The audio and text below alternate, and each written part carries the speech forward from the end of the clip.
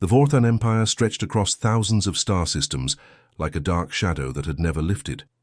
For 300 long years, they had crushed anyone who dared to resist their rule. Their warships were massive, their weapons devastating, and their cruelty legendary throughout the galaxy. Every alien species knew the same terrible truth. When the Vorthans came to your world, you had two choices: surrender everything or watch your planet burn. Admiral Krextal was the perfect example of Vorthan power. His reptilian skin was covered in battle scars, each one a story of another world conquered, another species brought to their knees. Standing 7 feet tall with crimson eyes that seemed to glow with inner fire, he commanded the Imperial flagship Dominion from his throne-like command chair. The bridge around him hummed with activity, as dozens of alien slaves worked at control stations, their movements quick and fearful. Today was Tribute Day, and Krextal watched with deep satisfaction as cargo ships arrived from conquered worlds.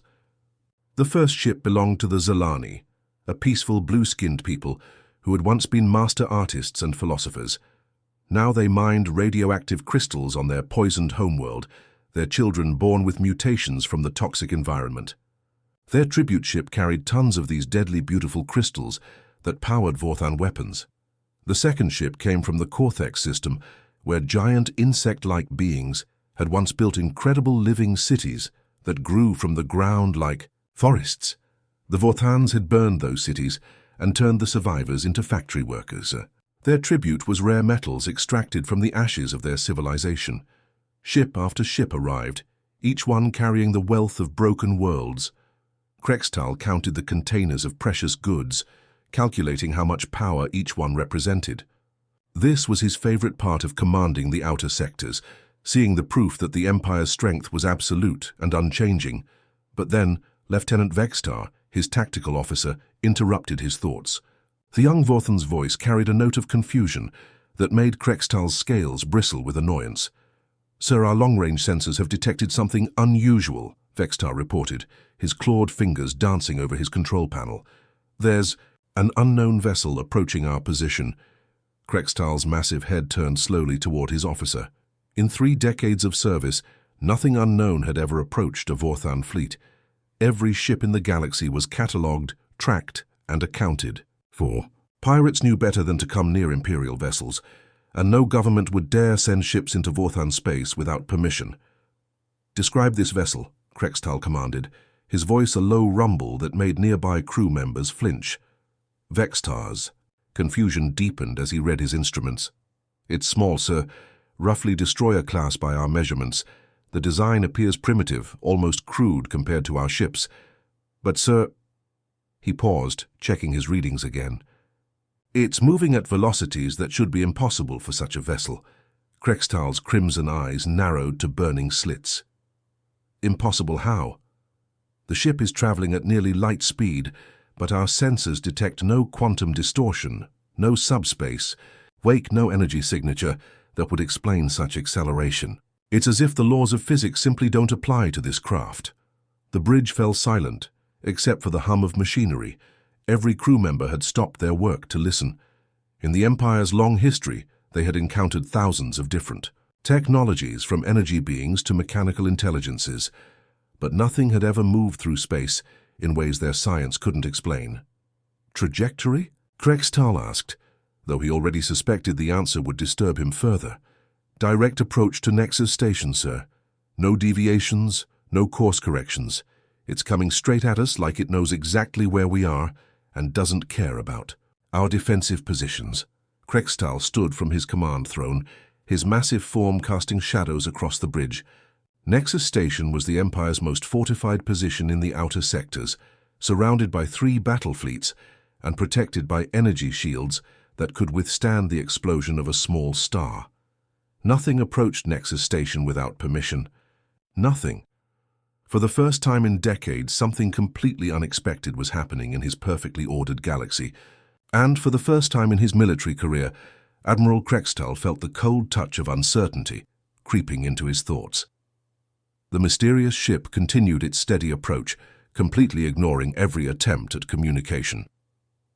Admiral Krextal's communications officer, a nervous Vorthan named Zekmin, tried everything in their protocol manual. He broadcast on all frequencies, used universal translator systems, even tried ancient mathematical sequences that were supposed to be recognized by any intelligent species. The ship remained silent, moving forward like a predator stalking its prey. "Fire warning shots across their bow," Krextal ordered, his voice tight with growing frustration. No one ignored the Vorthan Empire, no one. The gunner hesitated for just a moment before following orders. Twin beams of superheated plasma streaked across space, passing directly in front of the approaching vessel. The shots were perfectly placed, close enough to show serious intent but far enough away to avoid actual damage. It was the universal language of space warfare. Stop now or face destruction. The ship didn't even slow down. Direct hit on their hull, someone shouted. But that wasn't right either. The warning shots hadn't hit anything. They had passed harmlessly in front of the vessel, just as intended. But something was wrong with what they were seeing on their screens. Lieutenant Vextar stared at his tactical display in confusion. "Sir, the ship appears to be exactly where it should be, but our targeting systems can't get a solid lock. It's like trying to aim at smoke." Krextal's scales began to darken with anger. "What do you mean you can't get a lock? The ship is there, sir. We can see it clearly on visual, but every time our computers try to calculate firing solutions, the readings shift. It's as if the vessel exists in multiple positions at the same time." Before anyone could respond to this impossible statement, the unknown ship did something that sent ice-cold fear through every Vorthan on the bridge. It passed directly through their outer energy shields without any visible effect. The shields, that could stop antimatter missiles and deflect stellar radiation, simply allowed the small craft to glide through them like they were made of colored light. "Shield status," Krextal roared. "Shields are fully operational, sir," the defense officer replied, panic creeping into his voice. "All generators are at maximum power. The barriers are definitely there, but this ship is just ignoring them." The vessel continued its leisurely approach, now passing through the second layer of shields with the same casual ease, then the third layer, then the fourth. Each barrier that should have been absolutely impenetrable proved to be nothing more than a light show to this mysterious craft. Panic began to spread through the command deck like wildfire. Crew members whispered urgently to each other in their native language, their voices filled with fear and confusion. Some of the alien slaves at their stations looked up with something that might have been hope flickering in their eyes. The ship finally came to a stop directly above Nexus Station, positioning itself in the exact center of the three battle fleets like it owned the space. It hung there in the darkness, small and seemingly harmless, yet it had just accomplished something that should have been physically impossible. For several long minutes, nothing happened.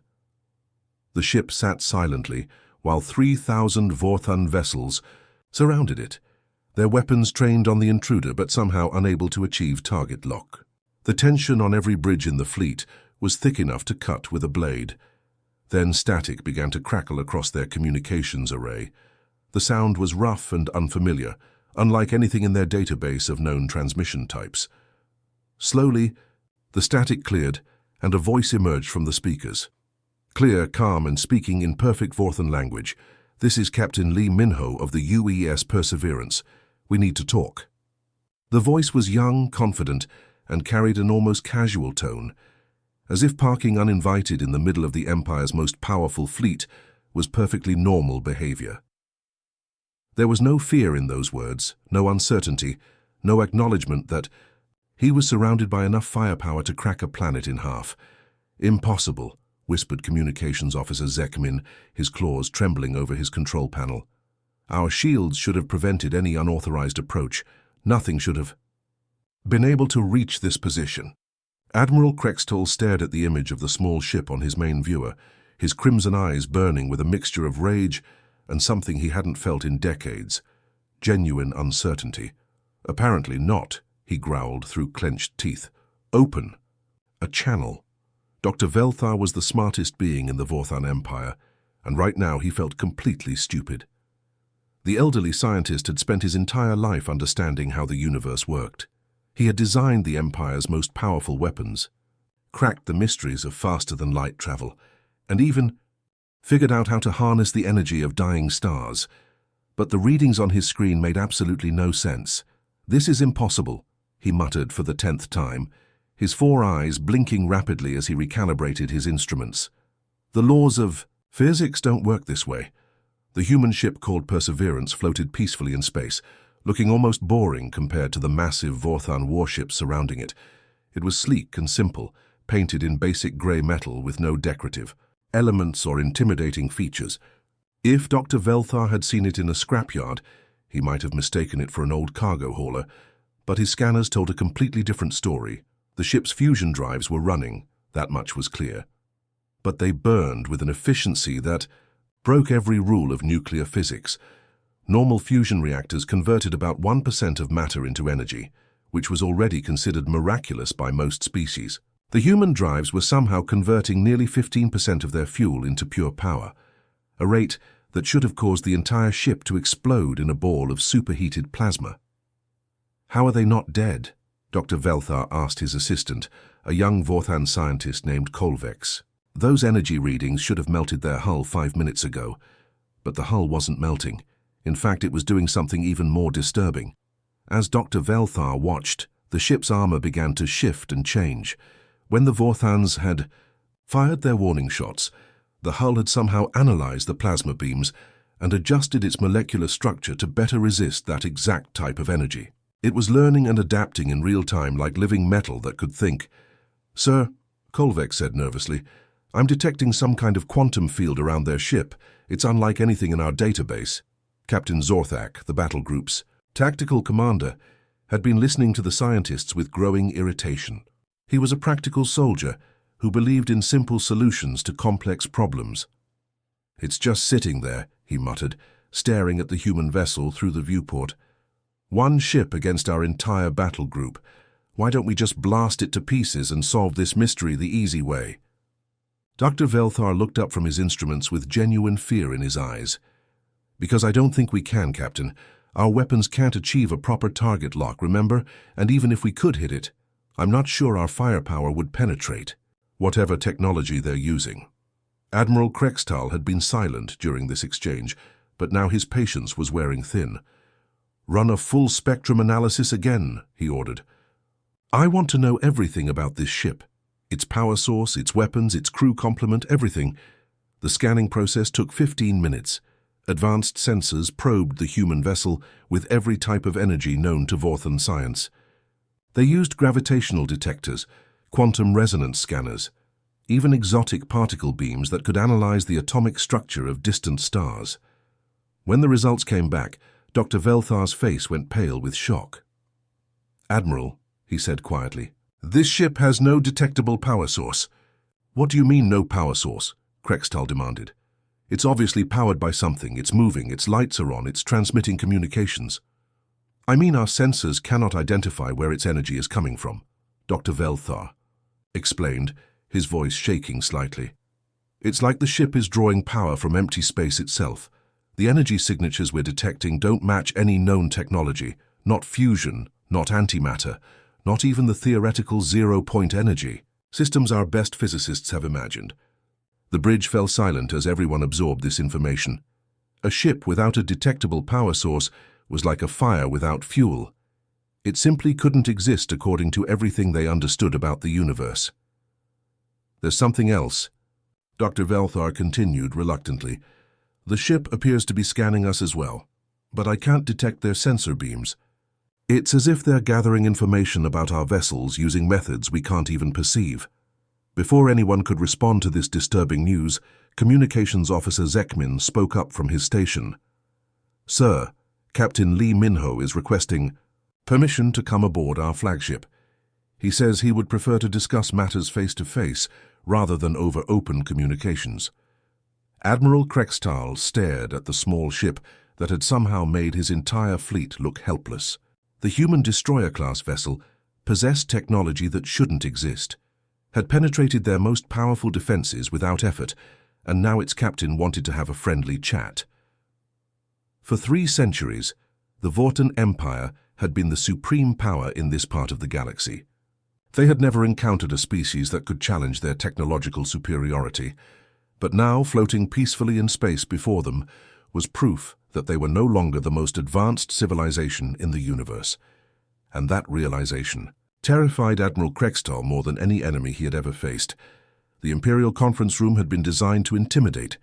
Massive crystal pillars rose from the floor to a ceiling painted with scenes of Vorthan victories, each one showing conquered worlds burning beneath their fleet. The table itself was carved from a single piece of black stone, taken from the homeworld of an extinct species, polished to mirror brightness and surrounded by chairs that looked more like thrones. When Captain Li Minho walked through the reinforced doors, Admiral Krextal expected to see fear in the human's eyes. Every alien who had ever entered this room had trembled at the sight of so much displayed power. But Minho looked around with the casual interest of a tourist visiting a museum, his expression calm and almost friendly. He was much younger than Krextal had expected, perhaps in his early 30s by human standards. His black hair was styled neatly, and he wore a simple blue uniform with minimal decorations. Compared to the elaborate golden armor and flowing ceremonial robes of the Vorthan officials, Minho looked almost plain. But there was something in the way he carried himself that made the Admiral uneasy, a quiet confidence that seemed completely out of place given the circumstances. "Thank you for agreeing to meet with me," Minho said politely, his voice carrying no trace of nervousness.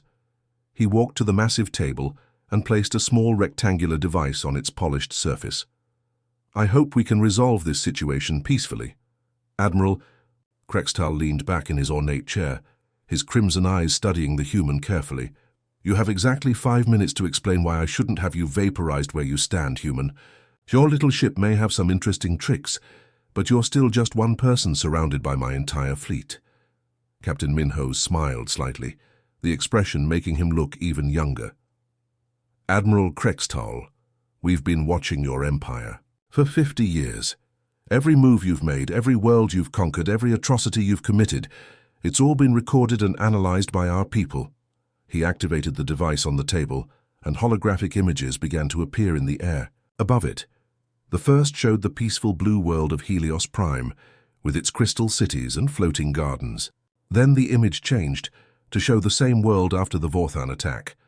Burning ruins and mass graves where millions of innocent people had been murdered for the crime of refusing to surrender their children as slaves.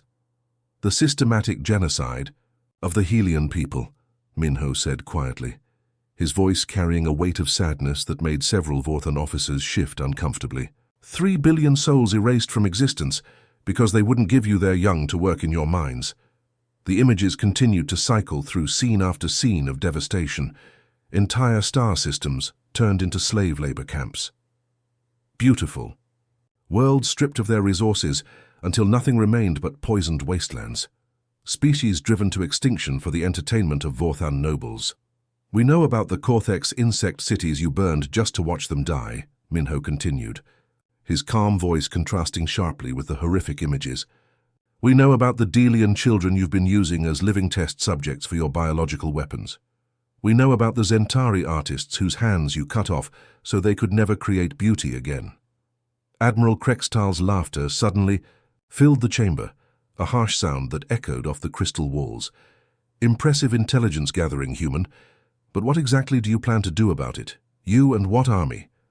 For the first time since entering the room, Captain Minho's expression grew completely serious.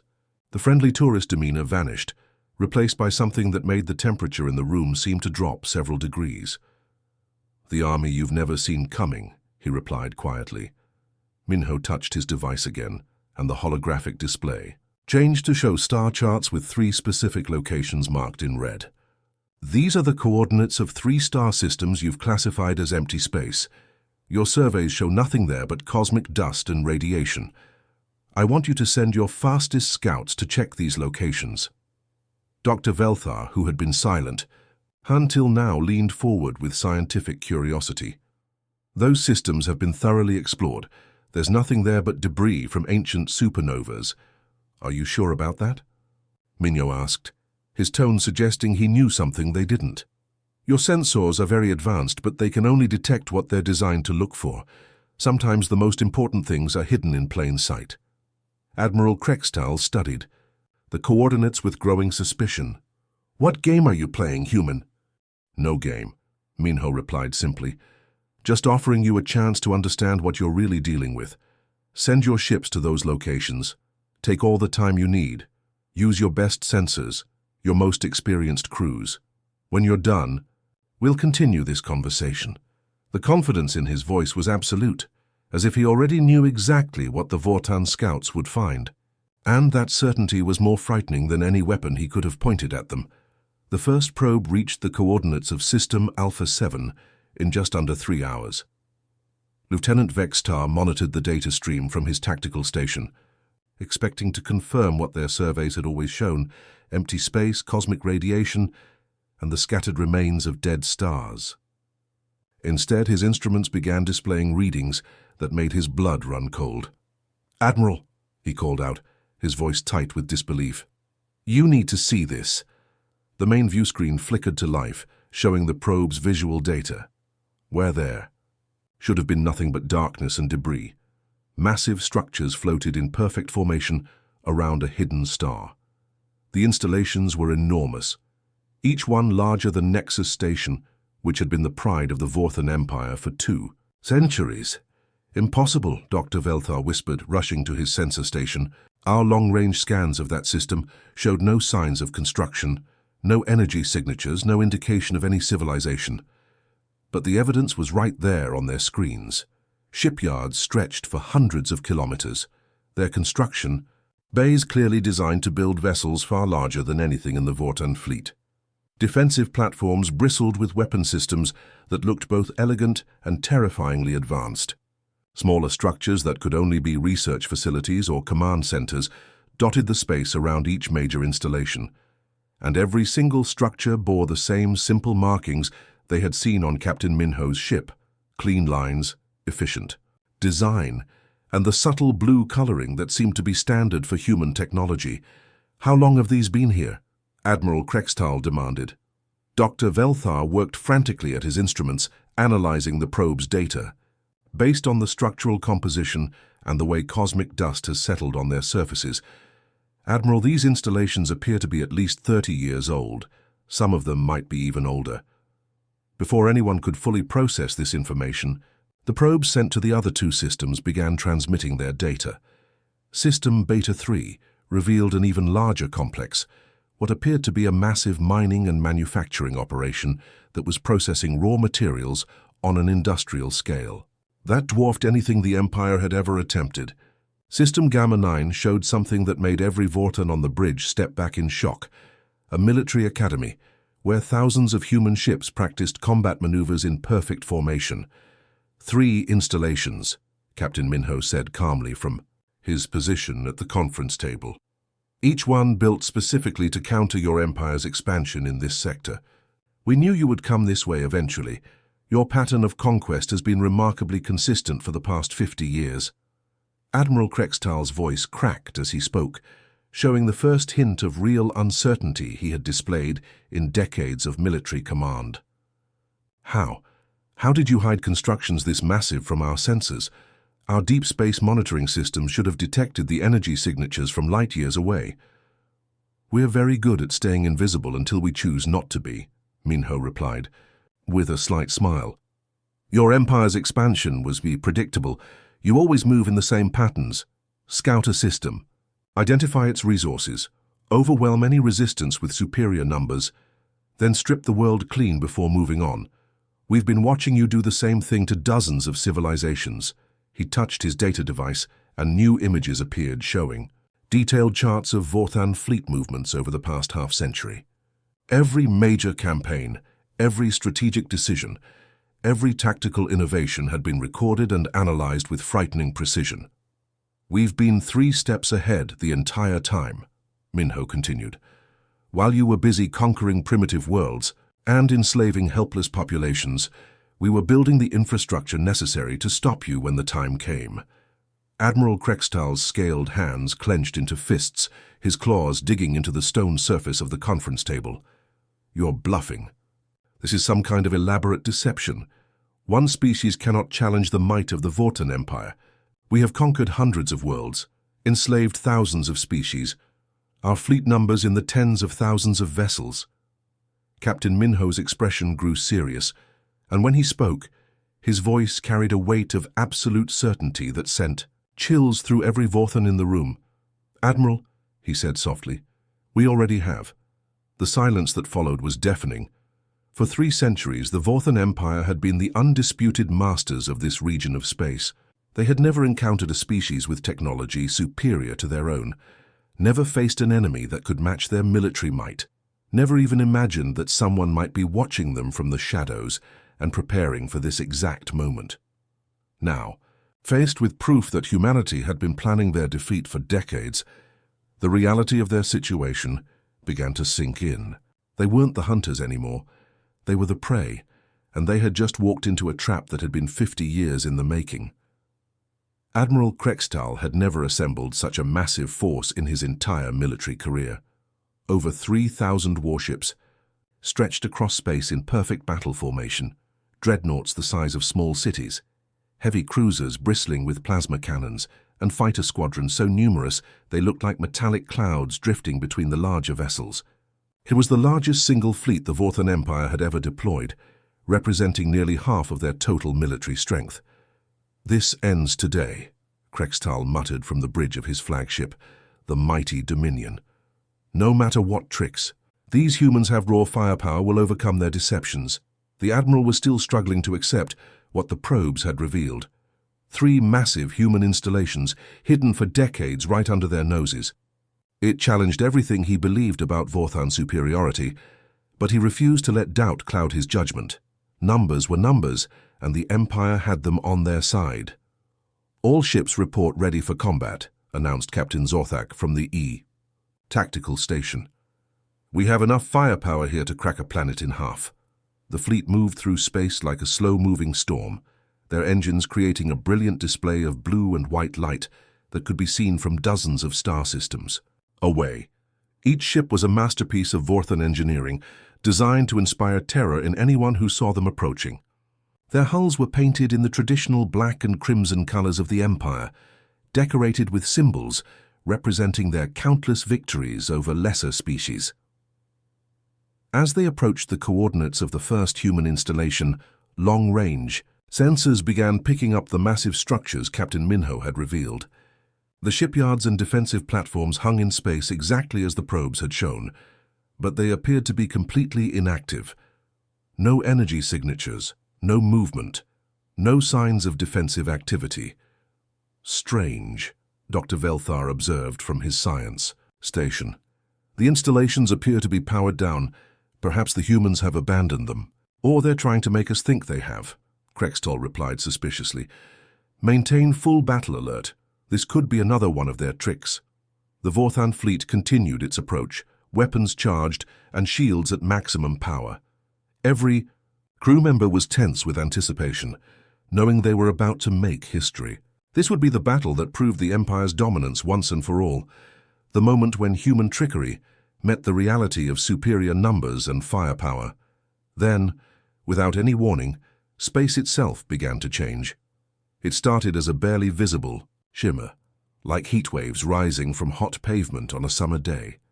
Reality seemed to ripple and bend around the edges of the human installations, as if the universe itself was shifting. At first, the Vorthan sensors detected nothing unusual. Their instruments insisted that space was empty, except for the inactive human structures. But then the shimmer spread, expanding outward in all directions like ripples on a pond. Where the distortion passed, new shapes began to appear in the darkness. First just shadows, then outlines, then fully formed vessels materializing out of what had seemed like empty space moments before. "Contact!" Lieutenant Vextar shouted from his station, his voice cracking with shock. Multiple vessels appearing on all sides. Where did they come from? The human ships were unlike anything the Vorthans had ever seen.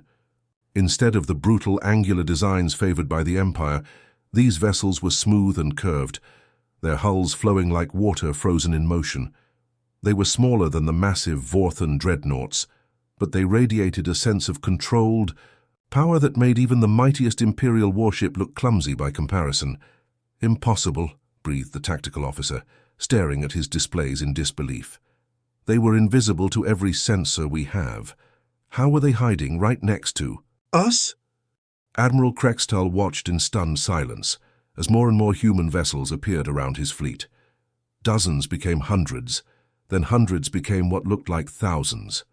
Each ship that materialized was perfectly positioned, creating a complex, three-dimensional formation that surrounded the Imperial Armada from every possible angle. The Vorthan fleet, which had seemed so powerful just moments before, suddenly looked like a collection of primitive warships trapped in the middle of a spider's web. The humans had somehow hidden an entire armada in plain sight, using technology that made Vorthan stealth systems look like children's toys. "Admiral," Communications Officer Zekmine called out, his voice barely steady. "We're receiving a transmission from the lead human vessel." The voice that came through the speakers was calm and professional, with the same quiet confidence they had heard from Captain Minho. "Imperial Fleet, this is Captain Park Ji-won of the UES Harmony. You are completely surrounded and outgunned. Power down your weapons and surrender immediately. This is your only warning." Admiral Krextal looked around at his bridge crew, seeing his own shock reflected in their faces. The Empire's most powerful armada, assembled with grim determination to crush human resistance, now found itself outgunned by ships they couldn't even detect until it was too late. For the first time in his long military career, Admiral Krextal realized that raw numbers meant nothing when your enemy could rewrite the rules of warfare itself. Admiral Krextal had fought in over 200 battles during his long military career. He had seen plasma storms that could melt entire moons, witnessed antimatter explosions that lit up star systems, and commanded fleet actions where thousands of ships clashed in brutal contests of raw firepower. But nothing in his experience had prepared him for what he was about to witness. "All ships open fire," he commanded, his voice echoing across the communication channels to every vessel in the Imperial Armada. 3,000 Vorthan warships unleashed their fury at once. The darkness of space erupted into brilliant light as plasma cannons, particle beams, and missile batteries fired simultaneously. It was the most concentrated display of destructive power the galaxy had ever seen. Enough energy to vaporize entire planets, all focused on the human fleet that had dared to challenge the Empire. But something was wrong. The weapons fire that should have obliterated the human vessels passed right through them, like they were made of colored light. Massive plasma bolts that could punch through a mile of solid steel struck human ships and continued traveling into empty space, as if nothing had blocked their path. "Direct hits on multiple targets," Lieutenant Vextar reported from his tactical station. "But, Admiral, they're still there. All of them." Krextal stared at the main view screen in confusion. The human ships appeared to be exactly where they had been moments before, completely undamaged by the devastating barrage. It was as if the Imperial fleet had been firing at ghosts. Then the human vessels began to move, and Admiral Krextal realized he was watching something that would haunt his nightmares for the rest of his life. The human ships didn't fly through space, they danced. There was no other word for it. They moved with a fluid grace that seemed to defy the laws of physics, weaving between Vorthan formations like water flowing around stones. Their hulls gleamed with an inner light as they twisted and spun through complex three-dimensional patterns that were both beautiful and terrifying to watch.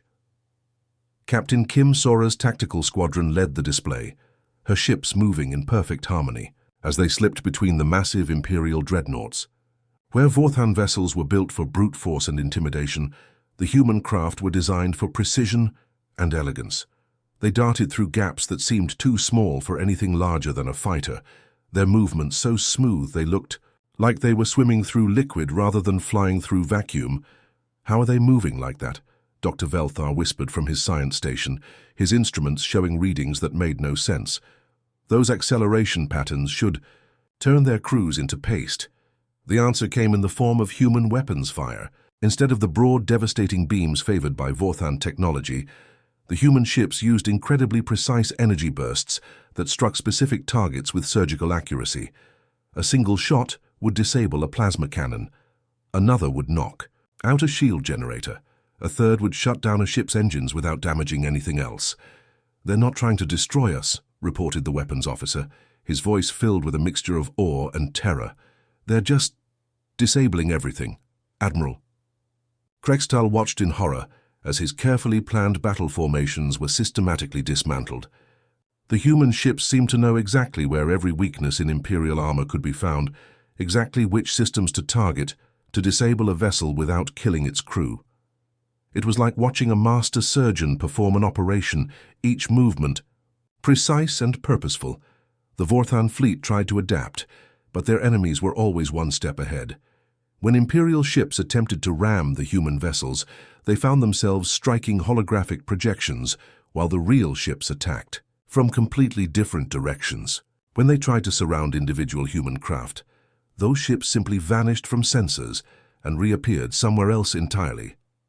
Captain Kim Sora's voice came over the communication channels, calm and professional, even in the middle of the most complex battle ever fought. All human vessels maintain formation pattern 7. Target their command and control systems only. We want them disabled, not destroyed. It became clear that this wasn't really a battle at all. It was a demonstration. The humans were showing the Vorthan Empire exactly how outmatched they were, proving that 50 years of careful preparation could overcome any advantage in numbers or raw firepower. One by one, Imperial ships began to go dark. Their weapons fell. Silent, their engines stopped. Their shields collapsed. But in every case, life support remained functional and crew quarters stayed pressurized. The humans were taking the entire fleet apart, like mechanics disassembling machinery, being careful not to hurt the people inside. When the last Vorthan vessel was disabled, floating powerless in space, Admiral Krextal looked around at his bridge crew and saw his own shock reflected in their faces. The battle had lasted exactly 3 hours and 17 minutes, and not a single human ship showed any sign of damage. The Empire's most powerful armada hung motionless in space, defeated not by superior numbers or bigger weapons, but by an enemy that had turned warfare itself into an art form. The Galactic Council chambers were built to house the greatest political gathering in known space, but they had never hosted anything like this. Representatives from over 60 different species filled the massive circular hall, their various forms creating a rainbow of colors, shapes, and sizes that represented the incredible diversity of intelligent life in the galaxy. Some breathed oxygen like humans, others required special atmospheric suits, and a few existed as pure energy contained in crystalline matrices.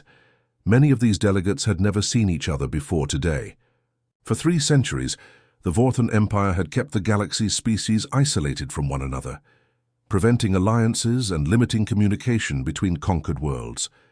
But now, for the first time in living memory, they were free to gather and speak as equals.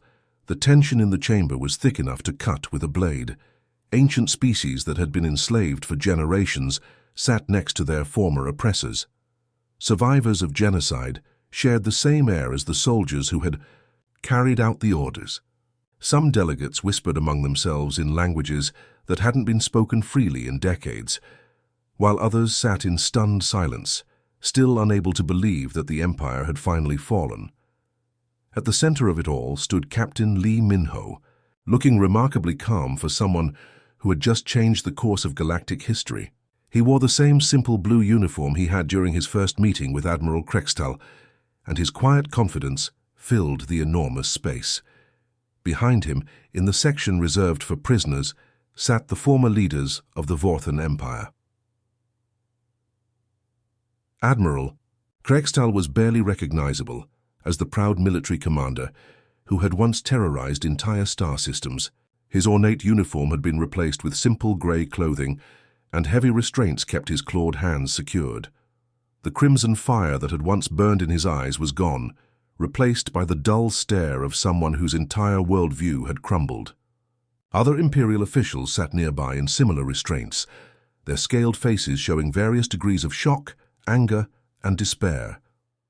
"Representatives of the galaxy," Captain Minho began, his voice carrying clearly through the chamber's advanced acoustic system.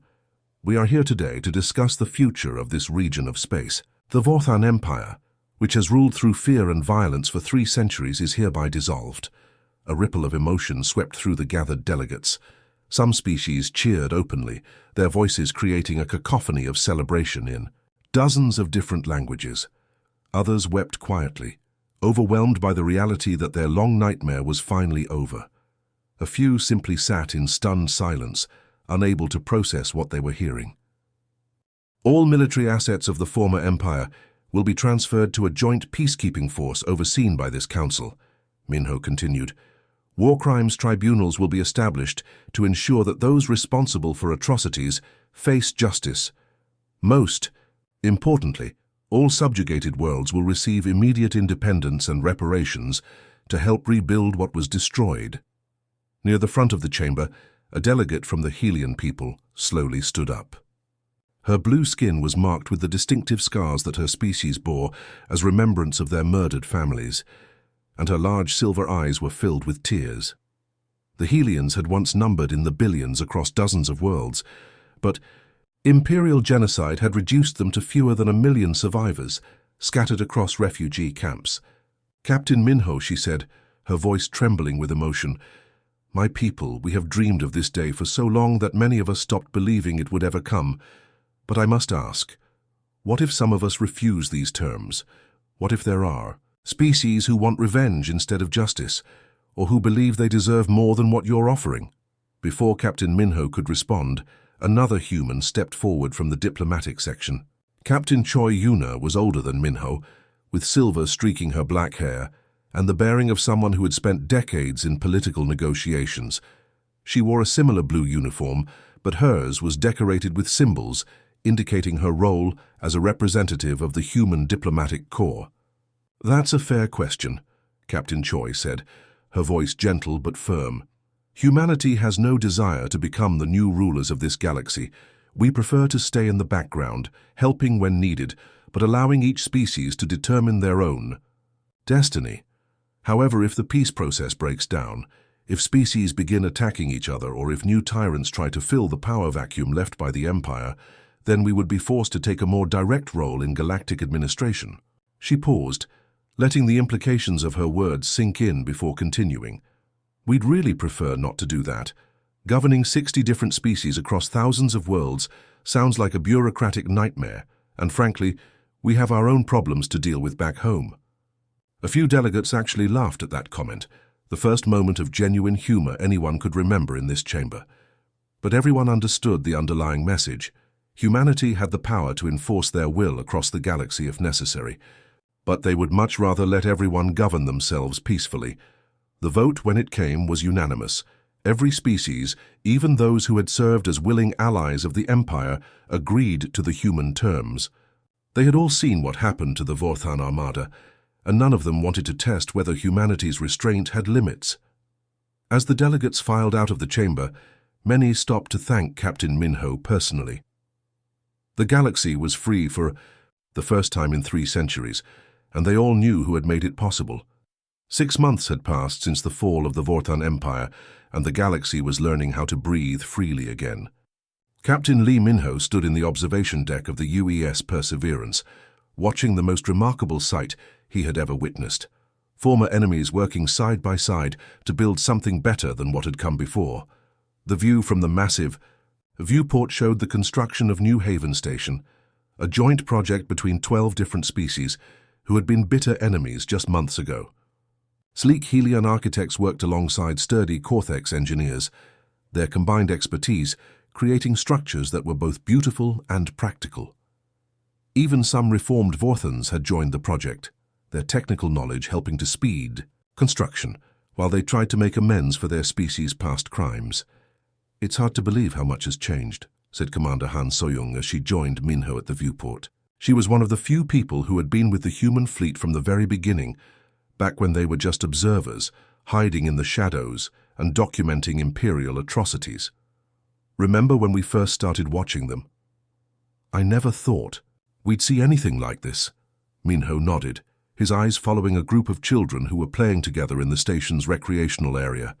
Helian youngsters with their distinctive blue skin were laughing and running alongside young Vorthans, their scales still soft with youth. Just 6 months ago, those same species had been locked in a genocidal war that nearly drove the Helians to extinction. Now their children played together as if the hatred between their peoples had never existed. The war crimes tribunals finished. Their main proceedings last week, So-young continued, her voice taking on a more serious tone. Admiral Krextor was sentenced to life imprisonment on Helios Prime, working to restore the cities his forces destroyed. Most of the other Imperial commanders received similar sentences. Hard labor helping to rebuild what they tore down. What about the lower-ranking soldiers? Minho asked. The ones who were just following orders. Integration programs mostly. They're being retrained for civilian jobs, with supervision from local authorities. Some of them are actually proving to be valuable contributors to the reconstruction effort. Turns out when you remove the fear and propaganda, most people just want to live peacefully and take care of their families. Through the viewport, they could see other signs of the galaxy's transformation. Trade ships moved freely between systems that had been isolated for centuries, carrying not just goods but ideas, art and culture. Scientific research stations had been established where former Imperial outposts once stood, with scientists from dozens of species working together to solve problems that affected everyone. Any regrets about what we did? So-young asked quietly. For we could have stayed hidden forever, you know, kept watching from the shadows while the Empire continued its reign of terror. It would have been safer for humanity.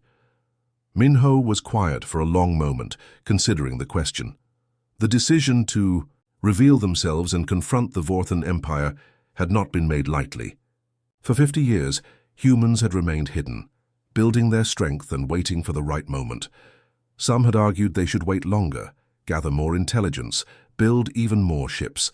Others had suggested they should simply retreat deeper, into unexplored space and forget about the galaxy's problems. No regrets, he finally replied. We had the power to stop the suffering, and that gave us the responsibility to act. Sometimes the galaxy needs someone to stand up and say enough. If we hadn't acted, how many more species would have been wiped out? How many more children would have grown up as slaves? As if summoned by his words, a group of young beings approached. The observation deck. They were students from the new Galactic Academy, representing over 20 different species, all eager to learn from the humans who had changed their world. Their teacher, an elderly Delian whose artistic hands had been saved from Imperial mutilation, smiled warmly as she guided her diverse class. Captain Minho, called out a young Helian girl, her silver eyes bright with excitement. Is it true that humans can make their ships invisible? Minho knelt down to the child's level, smiling at her curiosity. We can hide when we need to, but we prefer to be visible. It's easier to help people when they can see you coming. The human fleet still remained mostly invisible throughout the galaxy, their advanced ships scattered across thousands of systems like silent guardians. Most people never saw them, but everyone knew they were there, watching, protecting, ensuring that the darkness of the old empire could never return. Pirates who tried to raid peaceful worlds found themselves facing human intervention. Warlords who attempted to fill the power vacuum left by the Vorthans discovered that their fleets mysteriously malfunctioned whenever they approached inhabited planets. But the real change in the galaxy wasn't being enforced by human ships or weapons. It was happening in places like New Haven Station, where former enemies had chosen to become friends. It was visible in the laughter of children who would never know the fear their parents had lived with. It was growing in the trade routes that connected isolated worlds and the research projects that promised to solve ancient problems. For the first time in 3 centuries, hope was spreading faster than fear among the stars. And Captain Lee Minho, standing on the bridge of a ship that had once been a symbol of hidden strength, now watched as the galaxy learned to heal itself. The age of empire was over. The age of cooperation had begun.